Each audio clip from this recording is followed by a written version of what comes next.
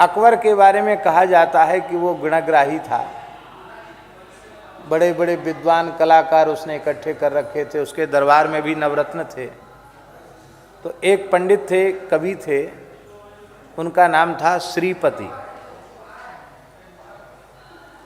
वे भगवान के उच्च कोटि के भक्त थे और कवि भी थे। तो जब कभी काव्य गोष्ठी होती तो अपने अपने काव्य को प्रस्तुत करते कविगण। वे अन्य कवि अकबर की प्रशंसा करते करते थकते नहीं, पर उनको हर बार 2 नंबर 3 नंबर पुरस्कार ही मिलता, द्वितीय श्रेणी तृतीय श्रेणी का पुरस्कार मिलता है।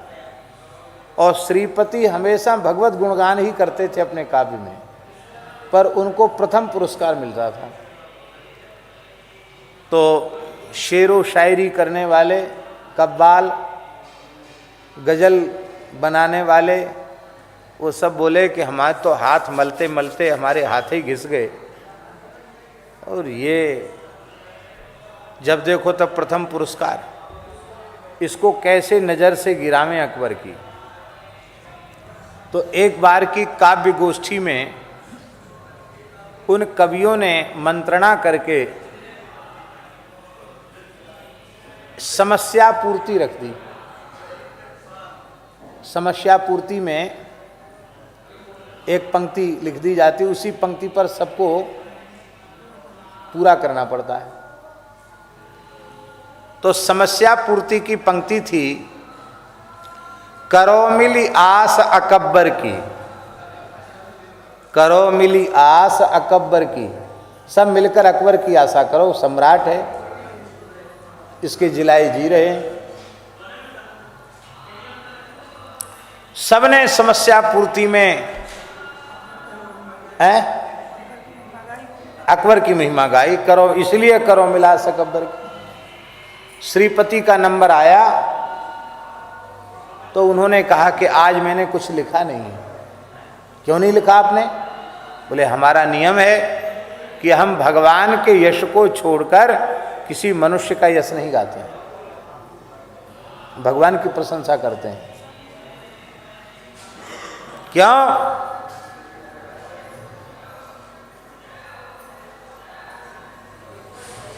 क्योंकि भगवान ही ईड्य हैं, स्तुत्य हैं।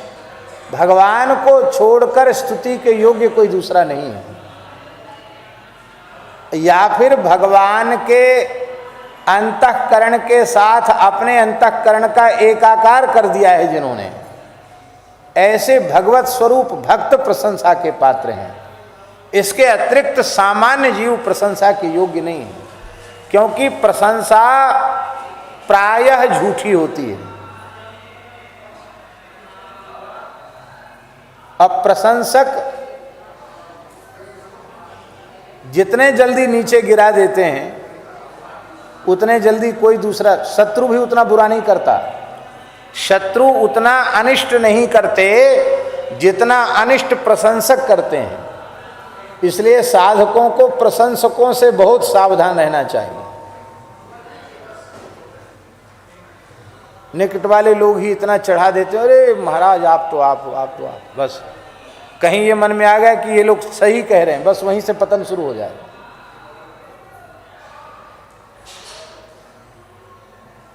निंदक हितैषी हैं, प्रशंसक हितैषी नहीं है। श्रीपति कवि ने कहा कि हम किसी मनुष्य की प्रशंसा नहीं करते हैं,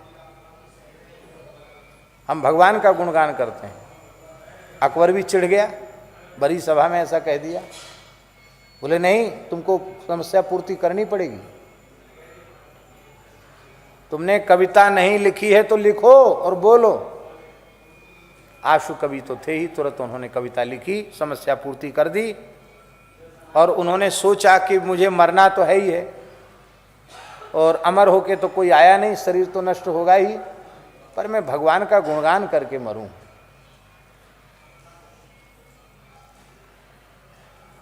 तो श्रीपति कवि ने कहा, अब के सुल्तान फुनियान समान, ये बांधत पाग अटब्बर की। आज के सुल्तान राजा फुनियान, फुनियान माने होता है स्फुलिंग जैसे हैं, फुनियान के जैसे हैं, पर अहंकार इनमें ऐसा है कि सूर्य के जैसा, सूर्य के जैसा अपने को मानते हैं। अब के सुल्तान फुनियान समान, ये बांधत पाग अटब्बर की। हरि को जु तजे और ही को भजे, जीव कटे ही लब्बर की।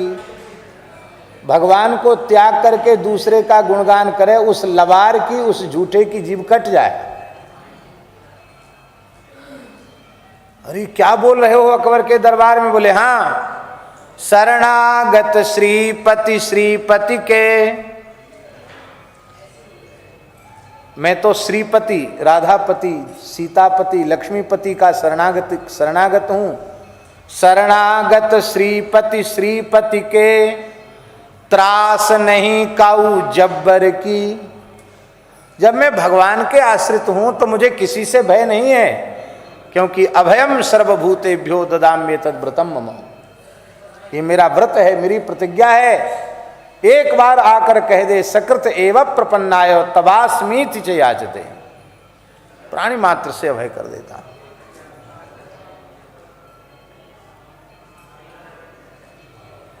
शरणागत श्रीपति श्रीपति के, त्रास नहीं काऊ जब्बर की। अब समस्या पूर्ति सुन लीजिए। जिनको हरि से कछु आस नहीं, सो करें मिली आस अकबर की। भगवान से आशा न हो वो अकबर से आशा करें, हमको अकबर से आशा नहीं। और अकबर की नौकरी करते थे, लेकिन आश्चर्य है, अकबर ने भी अनेक संतों का दर्शन किया था। श्री तुलसीदास जी का दर्शन उसे हुआ था, श्री सूरदास जी का दर्शन उसे हुआ था, स्वामी श्री हरिदास जी का दर्शन उसे हुआ था। तो अनेक संतों का दर्शन वो कर चुका था, वो जानता तो था। वो बोला कि तुम लोगों की कविता है तो बहुत अच्छी, पर सब झूठी बात है, पर श्रीपति की कविता सच्ची है।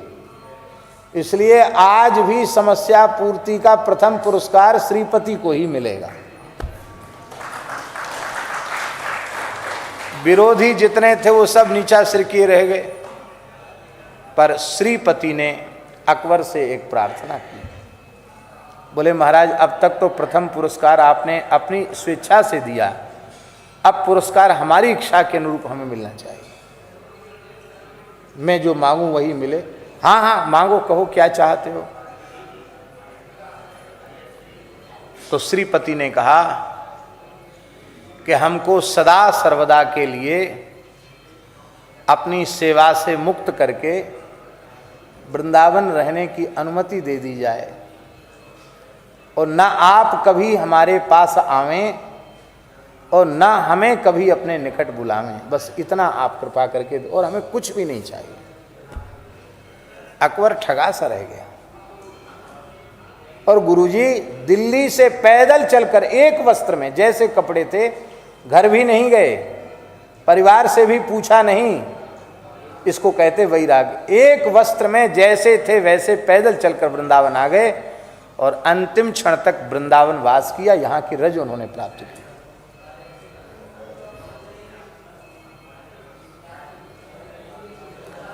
यदि ईमानदारी से मानव जन्म सफल बनाना चाहते हो, अपना परम निश्रेयस प्राप्त करना चाहते हो, आत्यंतिक कल्याण प्राप्त करना चाहते हो तो यह निर्देश स्वयं को देना ही पड़ेगा कि श्रवण